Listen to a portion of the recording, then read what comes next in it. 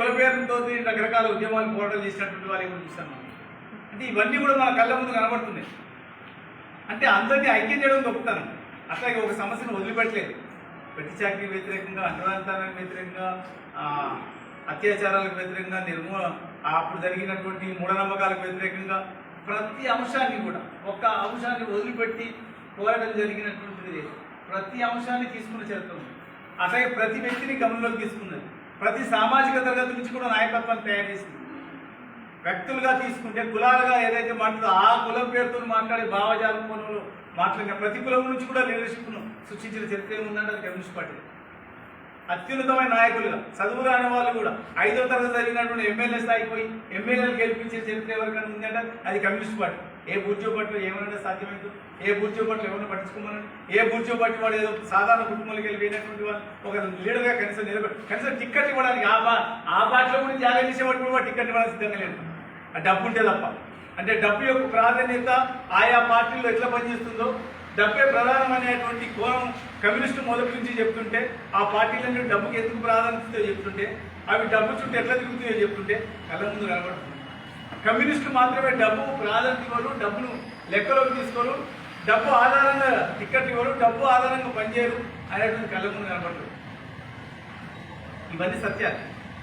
ఇటువంటి చారిత్రక సత్యాన్ని విస్మరించేసి, ఈ చారిత్రక సత్యాన్ని పక్కన పెట్టేసి, ఈ చారిత్రక సత్యాన్ని ప్రచారం లేకుండా చేసేసి వాళ్ళ గురులో ఉండేటువంటి 1-2 భావాలు, వాళ్ళ పర్సనల్ వ్యక్తిగత ఇంట్రెస్ట్లకు అనుకూలమైన భావాల ప్రచారంలోకి తీసుకొచ్చేసి ఇవన్నిటి వెనుకల ఏమి దాగి ఉన్నది? స్వార్థం దాగింది, అవకాశం దాగింది, అధికారం దాగింది, మూర్ఖత్వం దాగింది, ప్రజల్ని పక్కదారి పట్టించడం దాగింది, ప్రజలు చీల్చడం దాగింది. ఇవన్నీ పనిచేస్తున్నాయి. ఎందుకు ఇవన్నీ? ఇప్పుడు నేను చెప్పిన అన్ని భావాలు ఎందుకు పనిచేస్తున్నాయి? ఇవన్నీ ఇలాగుంటేనే ఈ సమాజం ఇలాగుంటుంది. ఈ సమాజం మారాలని కోరుకునేవారు కాదు. ఈ సమాజం మారాలని కోరుకునేవాడైతే ప్రజలు ఐక్యం కావాలనుకుంటాడు, సామాజిక శక్తులు ఐక్యం కావాలనుకుంటాడు, సామాజిక వర్గాలు ఐక్యం కావాలనుకుంటాడు.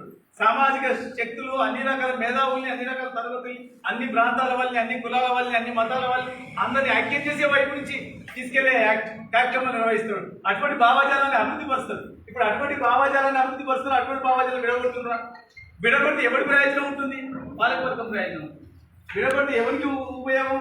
పాలకవర్గం ఉపయోగం. అంటే పాలకవర్గం పైచేయి సాధించడానికి సంబంధించిన భావాలన్నీ కూడా ఇక్కడ చరవాణి వచ్చింది. అందుకే పాలకవర్గం పైచేయి అయింది. పాలకవర్గం ఎందుకు పైచేయి అయిందంటే ఏ భావం ఆధిపత్యంలోకి వస్తుందో ఆ భావజాలమే ప్రధాన పాత్ర నిర్వహిస్తుంది.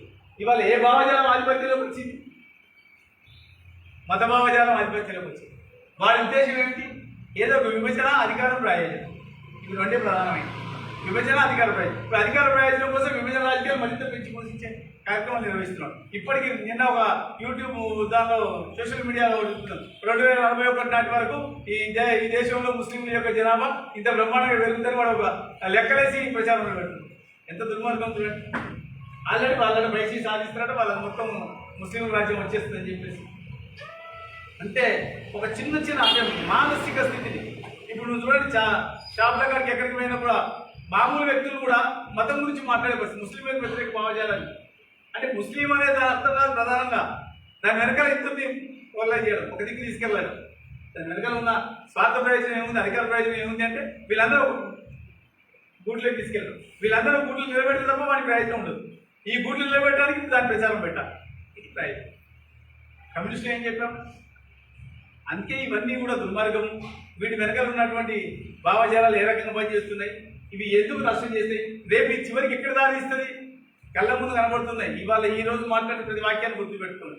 రేపు తెలుస్తుంది. ఇంకొక 5 ఏళ్ల తర్వాత ఒకరు బీజేపీ వాడు అధికారంలో పోతే ఈ దేశంలో పెద్ద అలజడులు పుట్టించడానికి, ఈ దేశంలో మొత్తం మారణ హోమాలు సృష్టించడానికి బీజేపీ ఒక్క అడుగు కూడా వెనకేసి మళ్ళీ అధికారం రాయడం కోసం వాడు ఎన్ని అరాచకాలైనా చేస్తారు. ఎందుకంటే ఇప్పుడు అటువంటి శక్తులు పోగేసుకుని ఉంటున్నాడు, అటువంటి ఉన్మాదాన్ని పెంచి పోషిస్తున్నాడు. ఇప్పటి నుంచి అప్రమత్తం కావాల్సిన అవసరం ఉంది. ఎందుకంటే ఈ నరమేదో మరొక రూపంలోకి దాడిస్తుంది ఈ దేశంలో. అది ఒక వర్గం, ఒక తరగతి, ఒక కులం కోసం ఏం చూడప్పుడు మళ్ళీ ఎవరు ప్రధానంగా బలయ్యాలంటే మళ్ళీ అక్కడి వర్గాలకు సంబంధించి ఆ పేద ప్రజానికమే తప్ప అన్ని కులాలకు సంబంధించి అందులో పేద ప్రజానికం. ఇవాళ ఏ సామాజిక వర్గాలు అయితే ఆకర్షించబడి అందులో కొట్టుకోబోతున్నాయో, సామాజిక పేరుతో ప్రచారం చేసుకుంటున్నారో వాళ్ళందరూ కూడా మళ్ళీ బలిపశువులుగా మిగిలిపోతారు చరిత్రలో. ఆ స్థితికి ఎందుకు నెట్టవేయబడుతున్నది అంటే భావజాల రంగంలో చేయాల్సినటువంటి కృషి బలంగా జరగకపోవడానికి కారణం, బలమైన పద్ధతులు జరగకపోవడానికి కారణం. అందుకే దాని యొక్క ప్రాధాన్యతను సరిగా గుర్తించి దాని ప్రాధాన్యతను బాగా ప్రచారంలో పెట్టగలడు. ఇది కమ్యూనిస్టులమే కాదు, కొత్త సామాజిక శక్తులు, సామాజిక వర్గాలు, అన్ని శక్తులు కూడా ఐక్యత వైపు నుంచి కృషి చేయాల్సిన పని, యూనిటీగా ముందుకు తీసుకెళ్ళాలి. అది ఒక రకమైన కృషి కూడా కాదు, వాళ్ళ సాహిత్య రంగంలో జరగాలి, కళల రంగంలో జరగాలి, సామాజిక రంగంలో జరగాలి, మేధావుల్లో జరగాలి. అందులో ప్రధానంగా మధ్యతరగతి వర్గం. ఎందుకంటే భారతదేశంలో మధ్యతరగతి వర్గం యొక్క ప్రాధాన్యతను విస్మరించినట్టు ఇప్పటికీ అక్కడక్కడ కొన్ని విమర్శలు ఉండొచ్చు. కమ్యూనిస్టులు విస్మరించారనో, లేకపోతే ఎందుకంటే కమ్యూనిస్టులు అట్టడుగు వర్గాల పేరుతో మధ్యతరగతి వర్గాలు అటువంటి విమర్శలు ఏమైనా ఉండొచ్చు. ఎవరైనా మనం ఆత్మవిమర్శపూర్వకంగా మధ్యతరగతి వర్గం యొక్క ప్రాధాన్యత కూడా చాలా బలమైంది, ప్రధానమైంది. రోజు రోజుకు దాని ప్రాధాన్యత పెరుగుతున్న కాలంలో మనం ఈనాడు ఉన్నాం. కాబట్టి ఆ వర్గం ఓన్ చేసుకోవడం ఈ భావజాలను ముందుకు తీసుకెళ్ళడానికి. ఎందుకంటే మళ్ళీ నేను బలిపశువైతే కూడా ఆ వర్గమే మొట్టమొదటి, ఆ వర్గం నుంచి కింది వర్గాల వరకు. కాబట్టి దాని నుంచి మనం బయటపడాలంటే మొదలు దాని యొక్క ప్రాధాన్యతలు సరిగా గుర్తించి ఎవరైతే ప్రచారంలో పెట్టగలిగి ప్రచారంలో